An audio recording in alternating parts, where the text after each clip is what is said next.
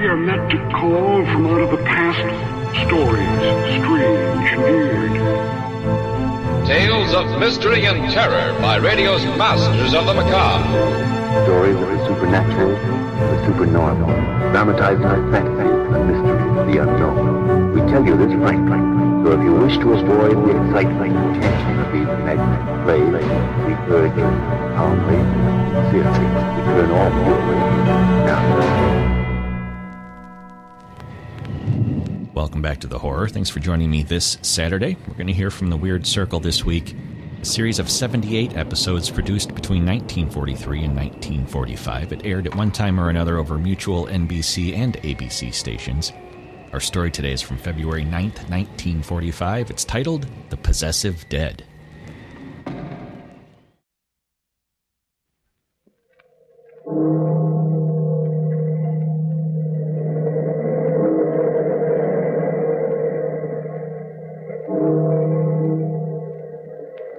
Out of the past, phantoms of a world gone by speak again the immortal tale, the possessive dead.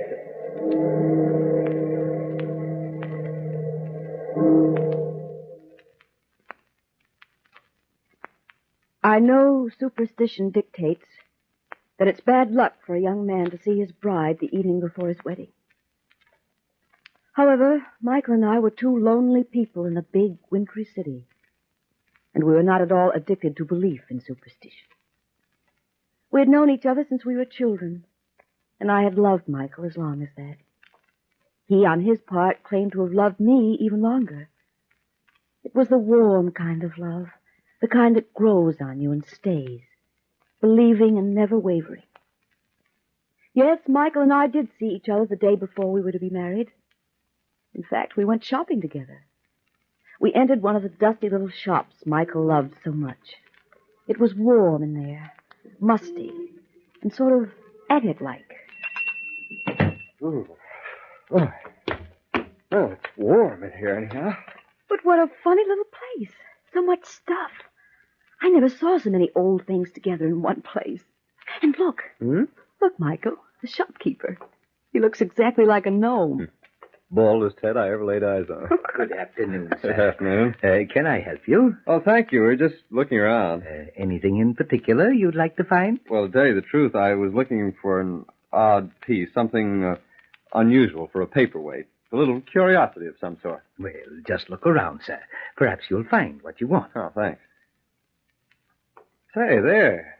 That looks like just the thing. Oh, no, sir, no. I'm sure that wouldn't do. Oh, why not? It's beautiful. That's the most beautifully modeled foot I've ever seen. It's not heavy enough for a paperweight, sir. And besides, you wouldn't want to pay that much just for an ornament. Well, it can't be too expensive, especially if it's not heavy. Bronze, isn't it? No, not bronze. Huh? Oh, here, I'll take it off the table. It shouldn't be there anyway. Oh, that's lovely. Must have been near some perfume, too. Smell that scent. Well, Michael, it seems almost real. Perhaps you'd like one of these little plaster gods, sir. Something Chinese or Mexican. They're very nice. Let me see the foot. It's $50, sir. $50? Well, don't be ridiculous. Oh, Michael, perhaps the man doesn't want to sell it. But I like it. I'll never pay $50 for it, though. But that's the price, sir. Now, you see, you don't really want it. Perhaps one of these glass globes would do. Let me see that foot. Very well, if you insist. But don't drop it, sir. For heaven's sake, don't drop it. Oh, why should I? Oh. Michael, what happened? You dropped it. You dropped the foot. It... What, Michael? What's wrong? Here, I'll pick it up. No, don't, Eleanor. Don't touch it. Michael! It moved in my hand. It what? Oh, it must have been our imaginations. It does feel almost alive, though, doesn't it? No, Michael, I felt it, too. That foot moved in my hand as I picked it up. I'll sell you that foot for $1, sir. All right, it's a bargain. No, Michael, please don't. Please, Michael. First, though, tell me what this foot is made of. That, sir, is the foot of the mummy of the Princess Himonthus. It was stolen from her tomb 1,000 years ago. And probably stolen from the museum 10 days ago. Very well, sir. Here's your $1. Michael. Sounds interesting, doesn't it, darling, to own a mummy's foot? A paperweight that moves under its own power. Come on, darling. Don't you feel a little sorry for poor Hermonthus? Losing a foot like that? No, Michael, no. There's something horrible about that foot. Something we shouldn't have anything to do with. And he was so anxious to sell it to you after... Come on, darling. Don't let your imagination run away with you. It couldn't really have moved. We just thought it did. You know, this will be a good story for Harry tonight over dinner. Where is it he's taking us? The Greystone?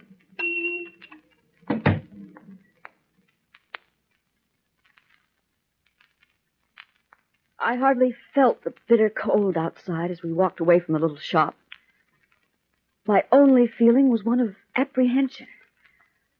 I could still remember the horrible sensation I had as that little foot had squirmed in my hand. No matter how Michael might try to joke about it, I knew he was mystified too. And I knew that some compulsion other than his own had made him take the mummy's foot. It wasn't until after we had deposited the thing safely on Michael's desk and were having dinner in a brightly lighted restaurant that I began to feel better. Our host, Harry, was to be Michael's best man the next day, and he was no friend of both of us. As Michael told Harry the story, the horror of it seemed a little foolish, as such things will when you're in gay public places. And the funny part of it was, Harry, that if it hadn't been for such a tiny foot, you might have sworn that it belonged to the shopkeeper himself. He looked enough like an Egyptian mummy to be one. Well, I'm surprised they don't let you buy it at all. It doesn't sound like a very pleasant thing to have around. I couldn't talk him out of it, Harry. I believe he was enchanted. Enchanted by an Egyptian and a mummy at that. Michael always was quite a Don Juan, or should I say quite an Antony. Hey, there's a little bit of something I'd wrap up and take home, mummy or not. Well, where, Harry? See? He's interested already.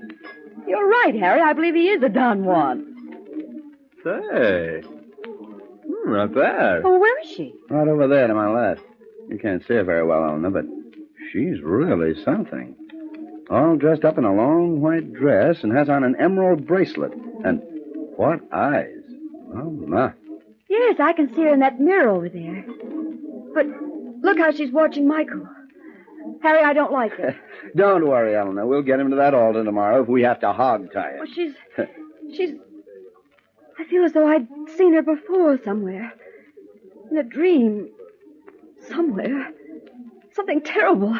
Something that makes me feel afraid of her. Nightmare, no doubt. You know, she must have passed right close to our table when she came in. I can smell her perfume. Oh, you know it's hers. Well, it smells sort of Egyptian, you know, and she looks Egyptian. Egyptian? Michael, that perfume, it's the same. Same as what, darling? The same perfume I smelled on that mummy's foot this afternoon. What an imagination. Oh, no, darling, you look so serious. Don't be so afraid of silly things like this. There's nothing wrong, nothing at all. But there is, Michael. I can feel something wrong in the very air. What sort of thing? I don't know, Michael. Something horrible. An awful premonition. What can happen as long as we have each other, darling? I don't know, Michael. Nothing really, I suppose. Nothing natural. But what if there were ghosts? The spirits of the dead around.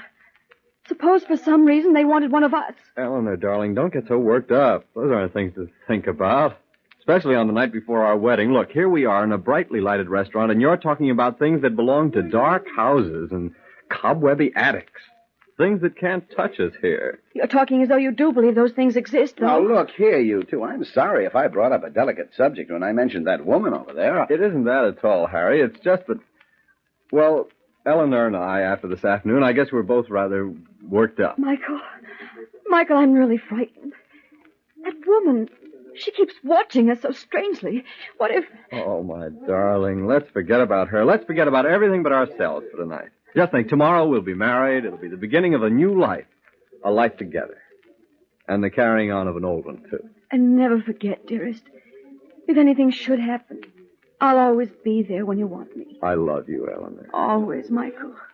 You'll never have to call for me. I'll be there. I will, too, darling. Always. Nothing can ever come between us and tear us apart. Nothing. I swear. Can you be so sure? Michael!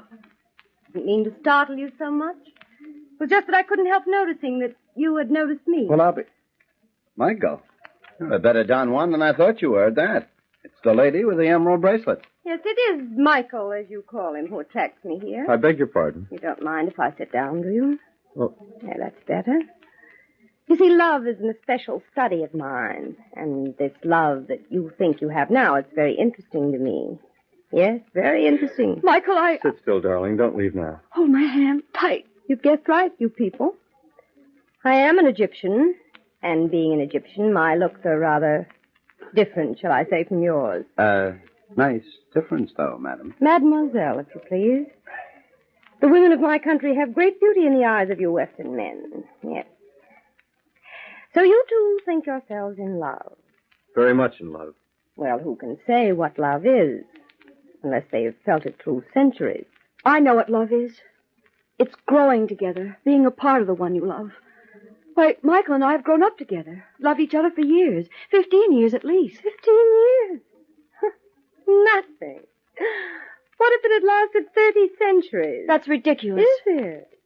Well, my little one, we shall see. There is a love which has lasted that long. And almost it is consummated. Perhaps tonight. Tonight? Think of it, Michael. Michael. And this little love of yours, 15 years. It will be no more. But as I who have loved through 30 centuries, We cannot talk of that here, can we, Michael? Well, why do you ask me that question? Because it affects you. You more than anyone else.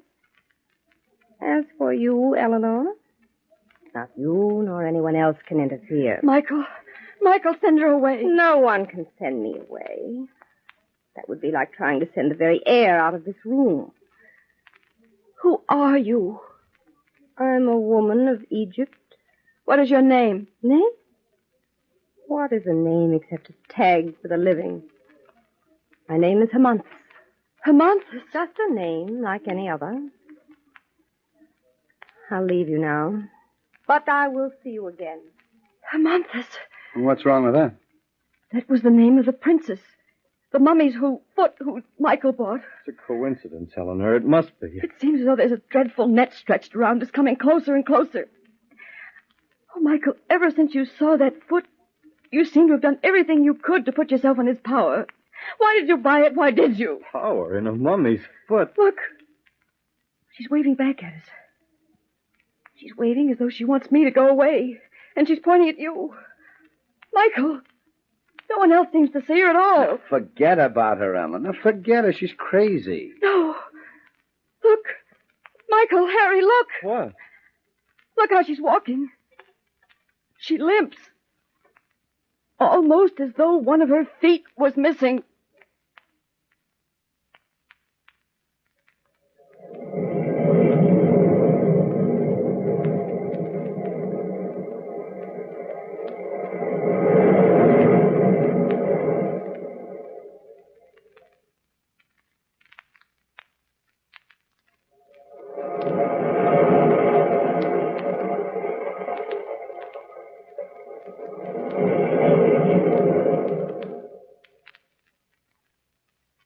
Michael even tried to laugh at my noticing that horrible limp. But I could see that he was wondering, too. Perhaps something distant, something dimly remembered, had begun to come into his mind, and he was rejecting it forcibly. It was later, much later, when I was in bed, that I knew Michael was in danger. I wanted to get up, but I couldn't. I struggled and tried to force myself out of bed, but I couldn't move a muscle. Finally, after what seemed hours, it seemed as though I was in the deepest sleep. But everything about me was very clear. Perhaps I had got up after all, for it seemed all at once that I was in Michael's room, and she was there talking to him. His eyes were open, but he didn't seem afraid. He seemed almost hypnotized. I stayed invisible, back in the shadows. Centuries ago, Michael, I took the life of the woman you loved so that you might be free to love me. I, the daughter of the Pharaoh, went on my knees to you then. But now the secrets of the universe are open to me, and it's you who must obey. How did this happen to me? I don't understand. The shopkeeper knew the legend, and he feared it. He didn't know why, but he knew that in whose hand the mummy's foot moved, to him must he sell it. But how could you come back? For murdering, I was condemned. Condemned to wander in eternity, scorned and barred from the regions of rest. But in the centuries that have passed, I've discovered the secret of returning. That if some token, some real part of myself were left among the living, I could return for it. I could come back. And the token? It had to carry with it some real essence, some true part of myself. And then, 1,000 years ago, that foot was stolen from me. I waited and waited, for I knew that sometime that would lead me to you. But I'm not the same man. I'm not the man you loved. I'm here now, alive. Do you think that I've watched the progression of lives through eternity with no purpose? No, Michael. You are the man, though you don't remember. You have the same life. You have only a different body. You have the same honest and beautiful soul you had then. It's your life, Michael. Your life and your soul. That's what I'll take with me. I couldn't hold you before, but I can take you now. Come, Michael. I do not need to touch you now, but it's better if you take my hand. We have a long journey to make. Go away. No. Oh, if I could only move, if I could get up, if I could do something. What's holding me? The journey's long, Michael, and we must hurry. If I must force you, I must. Leave me alone. I won't come. I won't. I can move. I can move. Let me. I'm almost out of bed. I'm almost standing. You've moved only a little with all your struggle, Michael. Here, I'll only touch you again and you'll be better. No. I'm so dizzy. So weak. You'll come now, won't you, Michael? I can do nothing else. Yes, I'll come. As Michael fell to the floor beside his bed, something caught my eye. A little shiny thing hung on a chain around his neck. It was a silver charm I'd given him, engraved with my name, but he loved it and wore it always. Seeing it there somehow gave me hope. I had no way to get it. I wanted to, for it might be the means of his return. But how could I? I didn't dare even show myself. Suddenly we seemed to be in great darkness, speeding through nothingness. Where are we? We're on our journey, Michael. We're passing through the absolute, the period between time and space. It's the only channel through which a spirit can return to the lands of the living in his own body. It's horrible, horrible. We've flown through the liquid parts, the parts that are without light, past the half-formed shapes of those already dead, and those as yet unborn. See, we're here already. Where? This is a lonely place. Cold hills and deserts all around us. This is the place where my body was buried. Deep inside this mountain, Michael. See? We're inside. Deep down in the earth. Sealed in with a great stone. This is our home, Michael. Where we'll be through eternity. Sealed in a tomb? No. Never. Let me out! Let me out! Shouting will do you no good, Michael. Here is where no man ever comes, into these tombs. In the thousands of years we will be here, Michael. Your span of life will pass again, but we'll always be together. I will get out. Never, Michael. You've left nothing behind in the world of the living that is strong enough a part of you to take you back. Eleanor is strong enough. She's a part of me. Your love for Eleanor is strong, Michael, yes. But it's not enough. For love or hate can only take your spirit back to the land of the living. Your spirit alone without your body. And would a disembodied spirit be any comfort to Eleanor? But Eleanor is a part of me. No, Michael. For your body to return, you would have to have left a material possession behind. A material thing is needed to take back your material body. Some material thing that represents your love would be strong enough. But I must have left something. Something. The one thing that possesses all those requirements, Michael, is that charm you're wearing around your neck. The charm? Yes, that's part of me and part of Eleanor, too. That will be strong enough. But you See, Michael, that's here with us. I'll throw it. I'll throw it into the darkness there at the far end of this place. Maybe it'll go back. Maybe it'll find its way back to her. No, Michael, no. Nothing can find its way back. It must be taken. But your foot, that's still there. We can go back through that. You left that behind. I will go back, Michael. Alone. Yes, I'll make one more journey back, Michael. And then we'll be here together. Forever. Here. Here, to take the place of that which you have thrown away. Take this ornament. It will remind you of me while I'm away. No, Moses. Come back. I'm going with you. Let me out. Let me out. Let me out. But Amanthus had gone. Already she had disappeared into the shadows. And Michael, still clutching a little green plaster ornament she'd given him, beat helplessly at the stone walls of his ancient prison tomb and shouted vainly for help.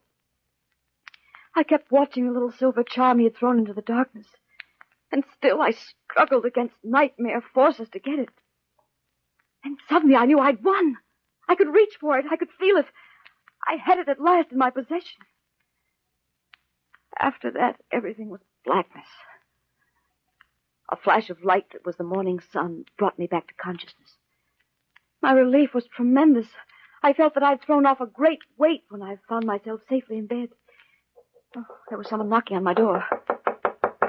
Miss Eleanor! Miss Eleanor! Oh, yes? Who is it? Mr. Bays, your superintendent. You asked me to call you. It's late already. What? Who? Where am I? Now it's past 10 and you must be up.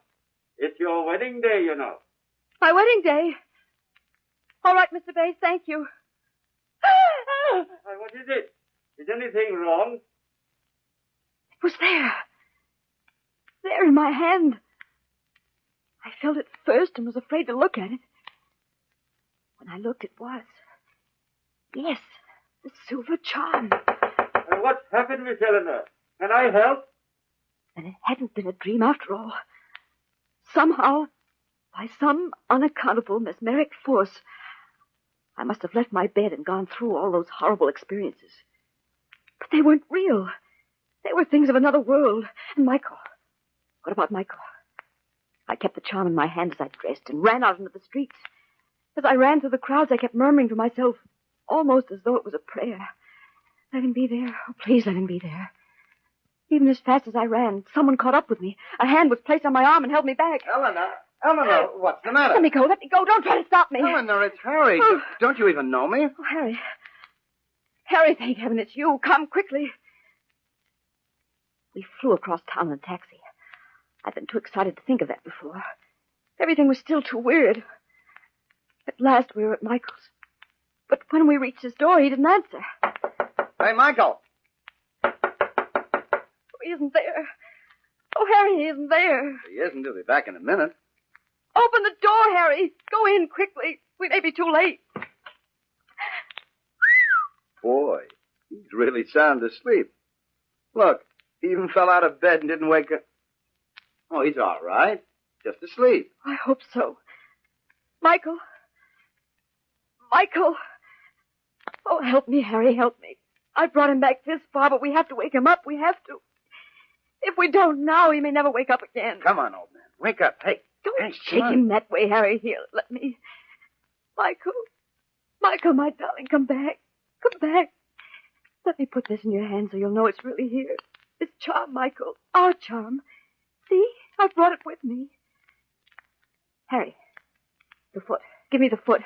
Is it still on the desk there? Well, it ought to be, unless it's walked off by itself. Oh, don't say that, Harry. On the desk, did you say? I don't see it here. And she did get it. Oh, Michael. Michael, Michael. Eleanor. Oh. Eleanor, it is you. Michael, my darling, you've come back. We're safe. The foot's gone, but look, there in your hand. It's... a little green plaster ornament. Then it wasn't a dream. But those things, how can such things be? We'll never understand, Michael, never. How a force can be so powerful, so horrible. It's better not to understand. But Eleanor, she can come back. Her body can come back. The ornament, that might be her power now. Give it to me, Michael. What are you going to do? I'll crush it. I'll destroy it. I'll make powder of it. She'll never come back through this. It's the end of her passport to the land of the living. Helena, what's that? Look, there on the floor, the powder from that ornament. It's formed itself into the print of a tiny foot.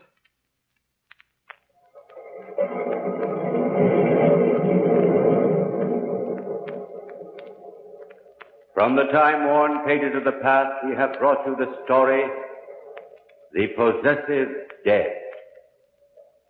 Bellkeeper, toll the bell.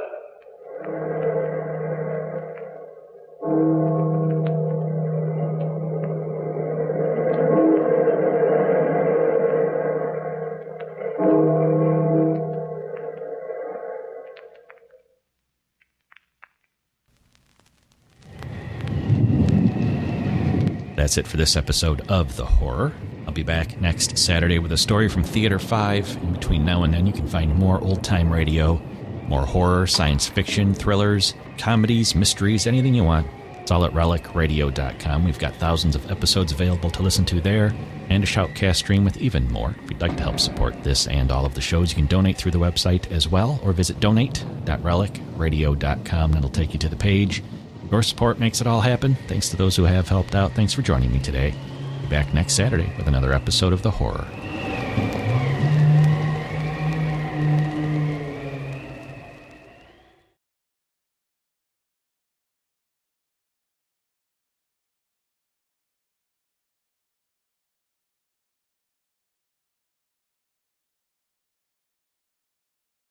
Strange Tales.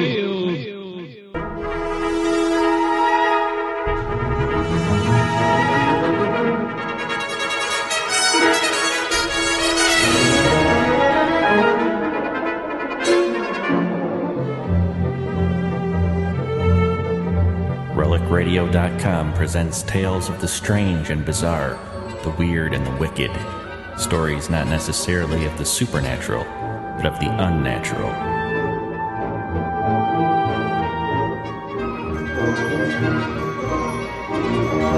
Join us now for Strange Tales, featuring radio drama at its most mysterious and unusual.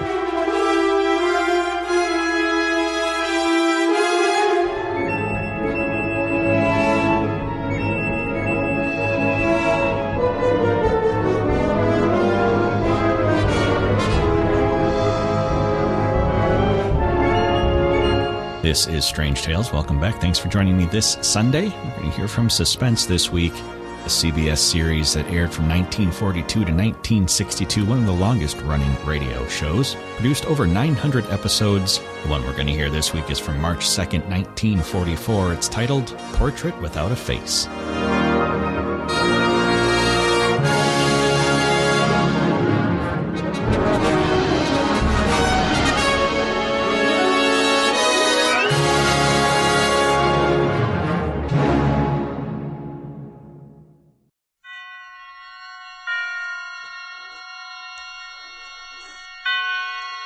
Roma Wines present Suspense.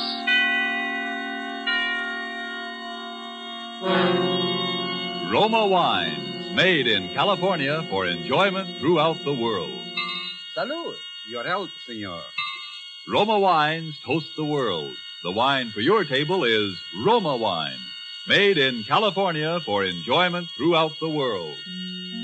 This is the Man in Black, here for the Roma Wine Company of Fresno, California, to introduce this weekly half hour of Suspense. Tonight from Hollywood, Roma Wines bring you Miss Michelle Morgan, Mr. Philip Dorn, and Mr. George Coulouris in a suspense play dealing with a painting of a beautiful woman, and with a lover and a husband, and with an assassination for which only the death of one of these three could atone. And so with Portrait Without a Face, and with the performances of Michelle Morgan as Colette, of Philip Dorn as the artist Paul Degel, and of George Coulouris as Charles Garveau, we again hope to keep you in suspense.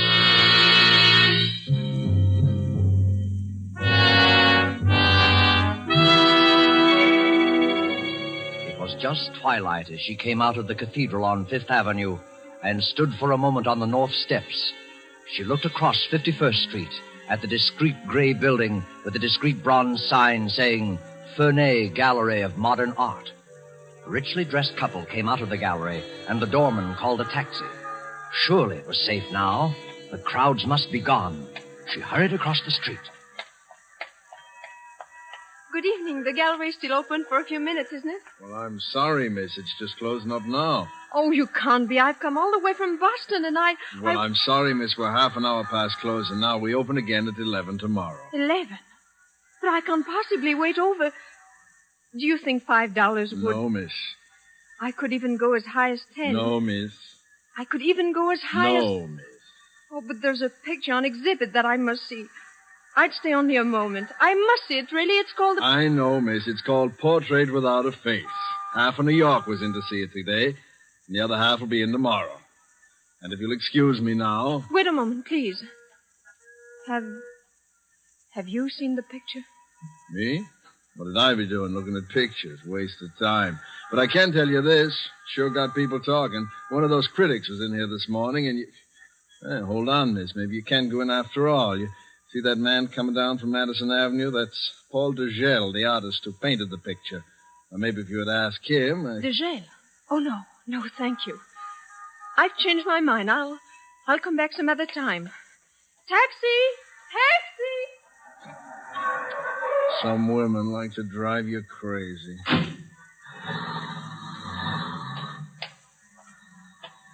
Evening, Mr. Degel. Hello, John. How are you? Thank you, fine. Is the exhibit driving people away? That woman seemed to be in an awful hurry. Huh? She was trying to get in, sir. In fact, she offered me $5 What?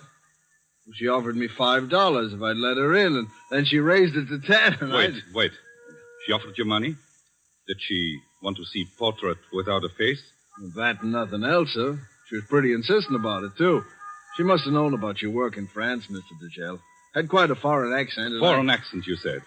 John, is Mr. Ferney in? Oh, yes, sir, he is. He's in the back. There's some men with him. Good. I want to see those men. I want to see them immediately.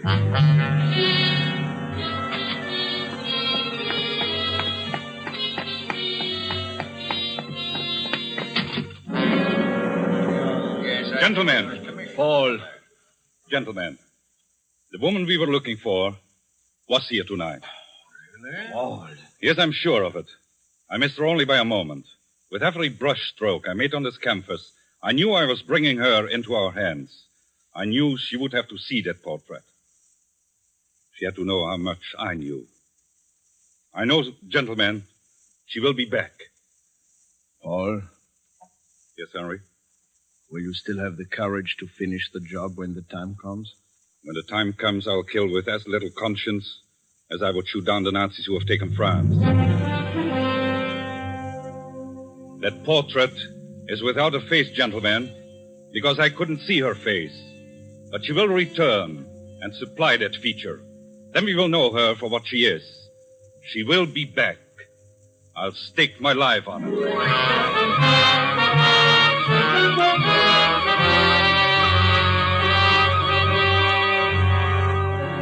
Tonight, for Suspense, Roma Wines bring you as stars Michelle Morgan and Philip Dorn with George Coulouris. You have heard them in the prologue of Louis Pelletier's story, Portrait Without a Face, which is tonight's adventure in Suspense.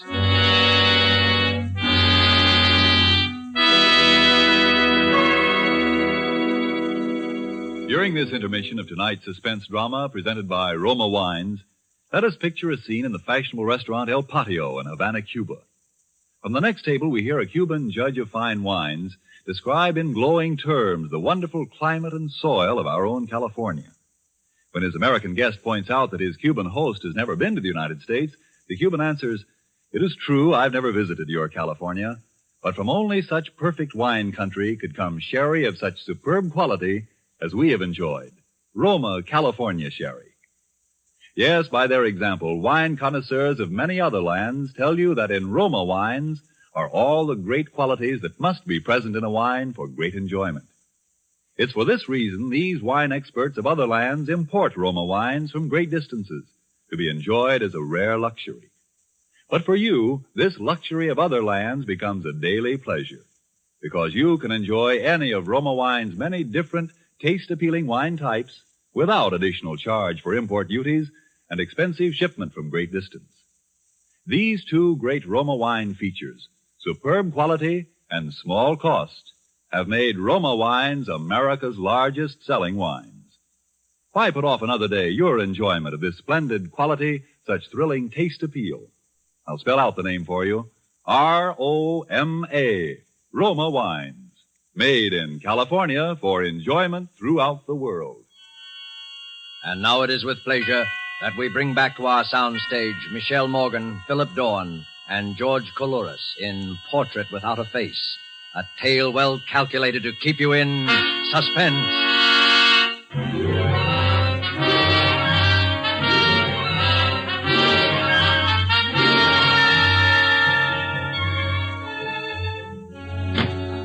Where have you been, Colette? For a walk, Charles, along Fifth Avenue. I needed a breath of air. You're lying. You're at the Ferney Gallery. Then I'm lying. I was at the Ferney Gallery. You fool. I told you that they'd kill you once they're sure. Yes, you told me, Charles. I'm going to bed. Did you see the picture? I'm going to bed, Charles. Answer my question. No, I didn't see it. What, the gallery was closed? Yes? Ah, that's good. Good.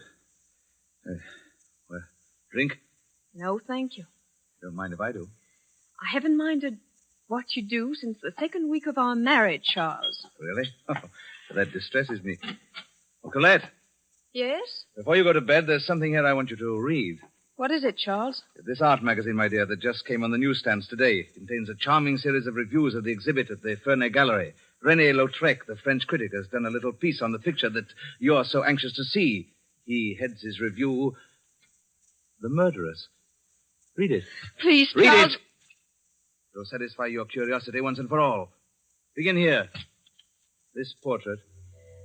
This portrait without a face is no ordinary canvas.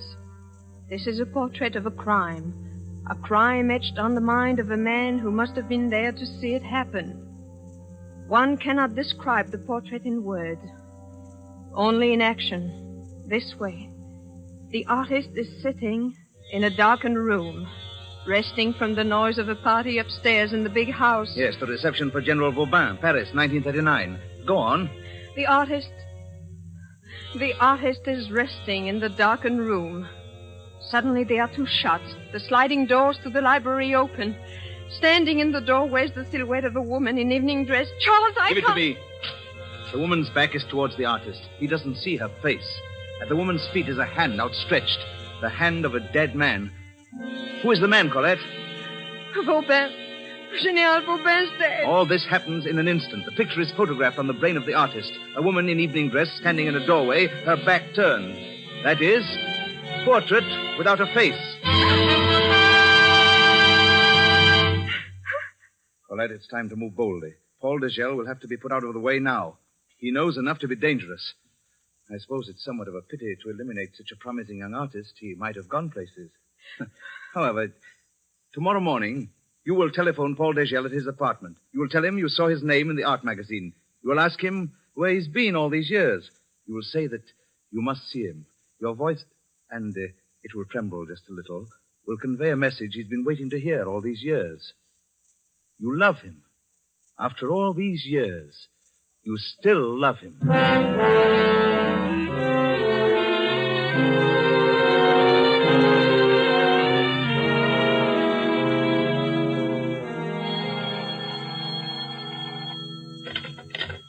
Hello? Yes, this is Paul Dugel. Colette. Darling, where are you? Where are you? Yes. Naturally, every day, every moment. Of course. Anywhere you say. Then the Carlton? The Carlton. What time? 1 or 2? 2. Then at 2 o'clock, dear. Till then... Yes, till then. I'm so happy, Colette.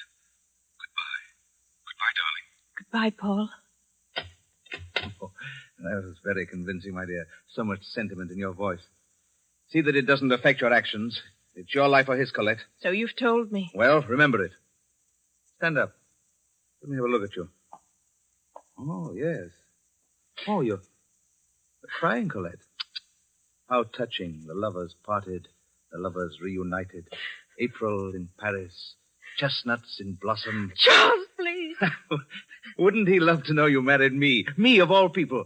And how I'd love to see you two meet. Colette, what will you say to him? What can you say, Colette?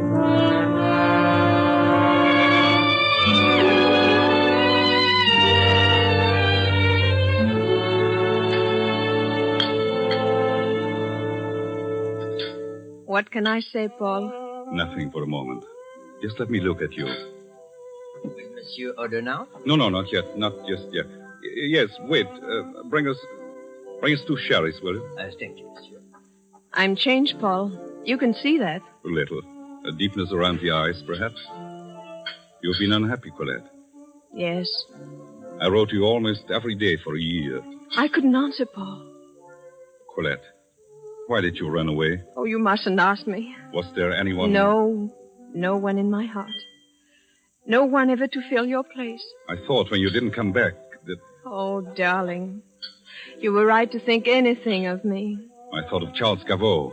I remembered how insane he was about you. Please, Paul, don't talk about Charles. I thought if she ever married Gaveau, then... I'm sorry. There's so much I don't know about your life. 4 years. Oh, I knew everything about you. Press notices. I wanted to be a success. For you, Colette. I followed everything you did. The prison camp, I remember that. When you escaped to this country, your first exhibit here. I have all the clippings. Oh, I was so happy for you, Paul. I was so glad they believed in you as I did. Yes, they have been good to me in this country. Very good to me. More than I deserve. No, not more. Only you're just you. I know. I've read the reviews of the exhibit at the Ferney Gallery. Yes, they seem to like that. Paul, I want to see that exhibit. Of course, Colette. Any time. No, not any time. I want you to show it to me tonight. Tonight? Please, Paul. After the crowds have gone from the gallery. My first look at your work in so many years. I don't want to share it with anyone. I just want there to be you and I. Well, then that's how you shall have it. Darling, of course, I want you to see it. I want you to see every piece in the exhibit. There is one that has attracted considerable attention. Portrait without a face. Oh, yes. I read about that one. There is much of my life in that painting, Colette. Certainly much of the past 4 years. But your work on it has been so worthwhile. No, not entirely. Not just yet. Colette, do you remember the death of General Vauban? Vauban? That was sometime in 1940, wasn't it? 1939. The year you left Paris. Oh, yes, that's right. As you recall, Vauban was our greatest advocate of air power. There were people in Paris who hated Vauban and wanted him out of the way. Your friend Charles Gaveau and his newspapers were the general's bitterest enemies. And do you know a curious thing, Colette? What, Paul? Some of the best people in France were duped by Gavau's newspapers into believing that Vauban was an arch criminal. Yes, I remember. Briefly, some deluded woman fancied herself a modern Joan of Arc and killed Vauban, thinking she was saving her country. A woman? But they say the crime was never solved. It wasn't, but it will be, I think, very soon. Yes, I'm sure that... Forgive me, darling. I hadn't meant to burden you with this. Oh, it is yourself you must not burden, Paul. You have given this matter much of your life. Much of your thought, haven't you? All of my thought, Colette. When I wasn't thinking of you. Or painting. Painting? When I was painting, I thought of you most. I think that in every picture there was something of you. Sometimes the light on your hair. Sometimes the way you hold your hand. Even in Portrait Without a Face? Is there something of me in that one? In that one? 2 sherries, monsieur. Oh, yes, thank you. Yes, Colette. I think that even in that one there's something of you. And it's very strange because you... Well, anyway, tonight you'll see for yourself. To you, darling. To our reunion, Paul.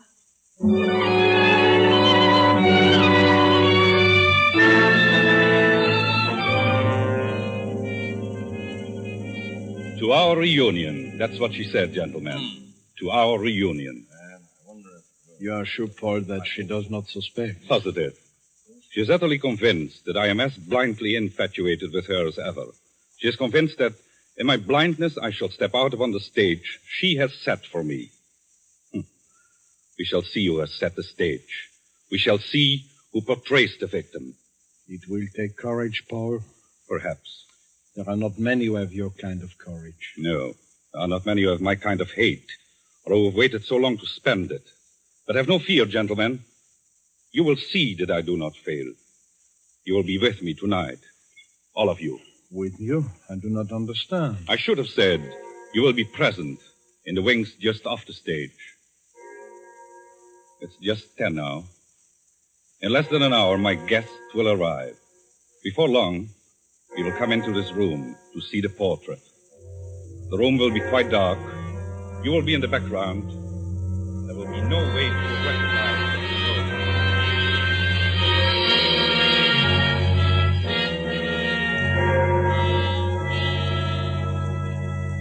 We haven't much time. Are you ready? Yes. Wait, which purse are you carrying? That black one on the table. Hand it to me. Good. Just the right size. Oh, don't look so wide-eyed and innocent. You've seen a pistol loaded before? Charles, couldn't Colette? we? Perhaps it would be best for me to have a look in on you and Degel this evening.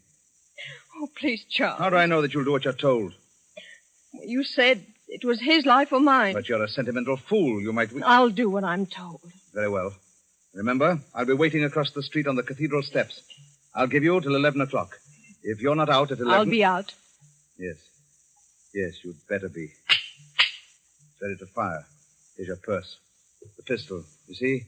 On top. Watch out when you pay the cab fare. Yes, Charles. I'll be waiting for you on the cathedral steps. And you have till 11 o'clock.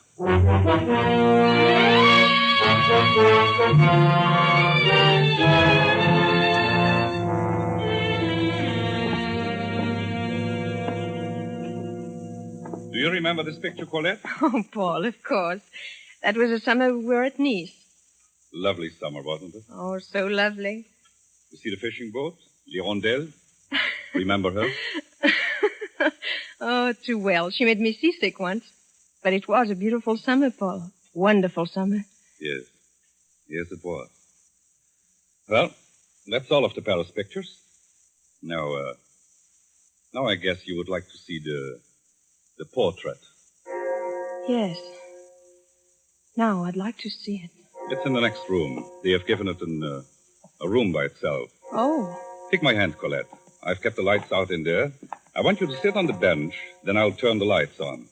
And you will see the picture as I saw it. I mean, in my mind's eye. Yes, Paul. This way. No, careful. 2 steps down.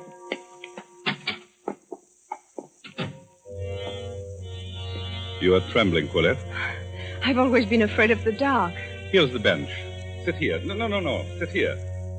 You're in front of the picture now. I'm going to turn on the light. Hurry, Paul. I don't like this. I just want to give you the full effect of it. Are you watching? Straight ahead. Yes, Paul. So, may I present then my portrait without a face? Oh, Paul! Oh, Paul. I thought you would find it effective. Now we'll put aside pretense. You know who that woman is. She's Colette, standing in the doorway of General Vauban's library. The hand of the dead man at her feet is the hand of General Vauban, my friend. That blood on the floor is the blood of Vauban.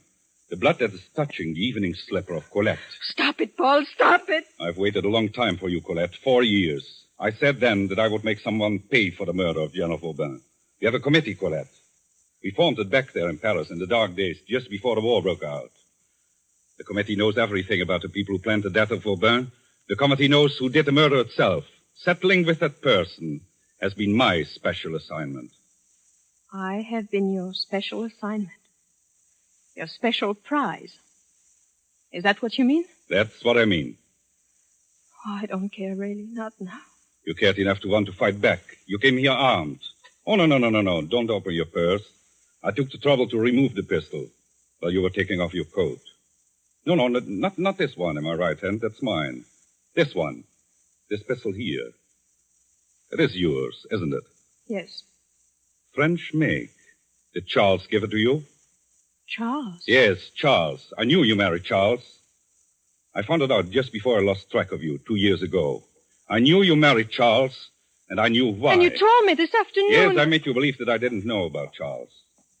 I want you to come up here to the gallery. I knew you had to come here to find out how much I knew. Charles was right.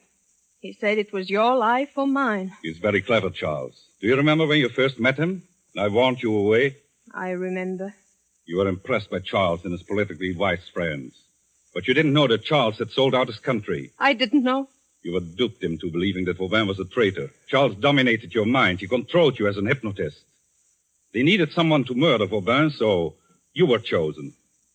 You were to be the savior of France. You exulted in the role, and you believed it. Yes, up to the very last. Up to the last moment.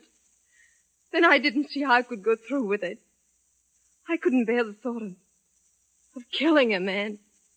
You're lying, Colette. No, Paul, no, listen to me. I stood there looking at Vauban, the pistol in my hand. He looked up. He started walking toward me, telling me to give him the pistol. I felt dizzy.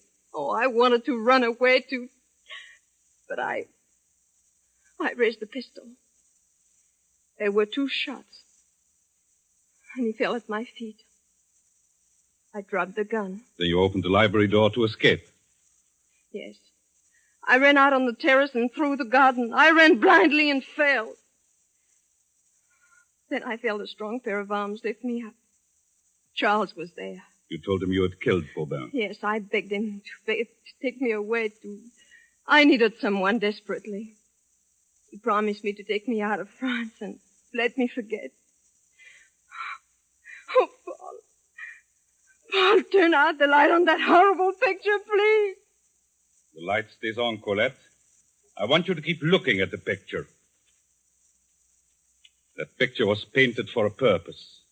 And now the purpose is going to be fulfilled. Paul, will you believe that I didn't want to kill Vauban? 4 years I've waited, Colette. Now it works out according to plan. I didn't want to kill a man. I didn't want to go away with Charles, but I was in too deep. Paul, listen to me. I've loved you, always. You must know that. After tonight? After you're coming here to kill me? Open my gun, Paul. Open it up. You'll see that it's empty. I took the shells out on my way here. Oh, why don't you do it, Paul? It's true. I knew I couldn't go through with it. Not this time. Not with you. Paul. It's too late, Colette. Paul. Keep sitting on that bench, Colette. Keep looking at the picture. Don't move. I won't, but you must believe me. Paul, wait. Just look at the picture, Colette. The picture. Listen. Please listen. I'm telling the truth, Paul. My gun wasn't loaded. Listen, Paul! For you, Deschelles. Thank you, monsieur.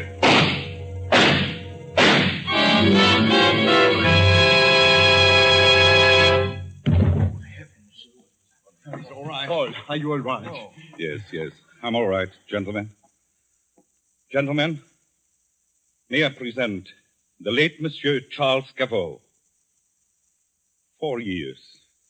4 years of painting and planning and waiting. Paul, take me out of here. Yes, darling. Colette, I'm sorry I had to do this to you. It was the only way to find him. I knew he was here to kill again. Both of us. Charles? Charles killed Vauban. I picked up the pistol you dropped that night, Colette. It had never been fired. Charles was never certain you would have the nerve to go through with it. At the last moment, he took a hand himself. The shots that killed Vauban were fired from the terrace. You tell her you believe that you did it. Charles let you believe it all these years. Oh, Paul. I knew he would follow you here tonight. I left the door open for him. He came downstairs when we entered his room. He could hear us talking. I wanted him to hear. I needed time, Colette. Colette, I'm sorry. That was the only way to meet him face to face. Oh, Paul. Don't ever leave me. Never, never leave me. Never, Colette. We are together now. For always.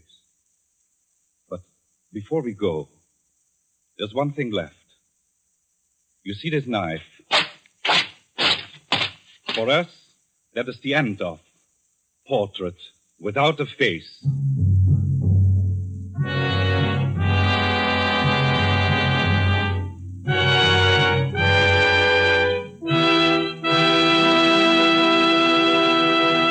And so closes Portrait Without a Face, starring Michelle Morgan, Philip Dorn, and George Coulouris. Tonight's tale of Suspense.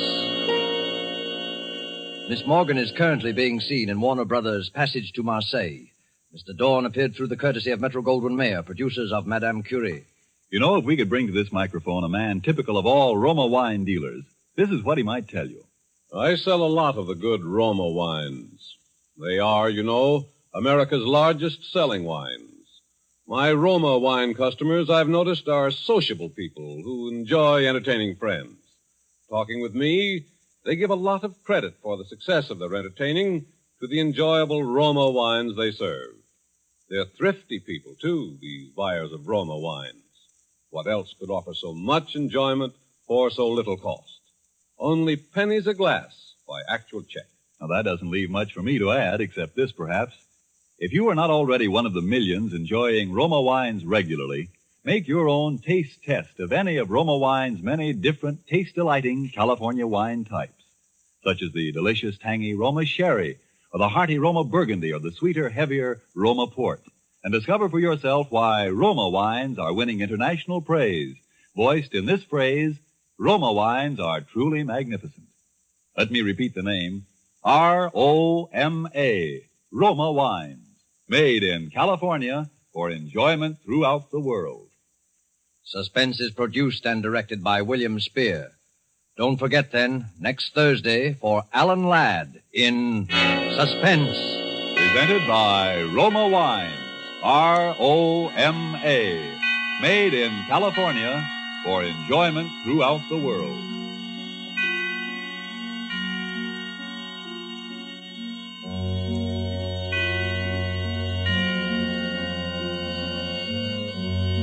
This is CBS, the Columbia Broadcasting System.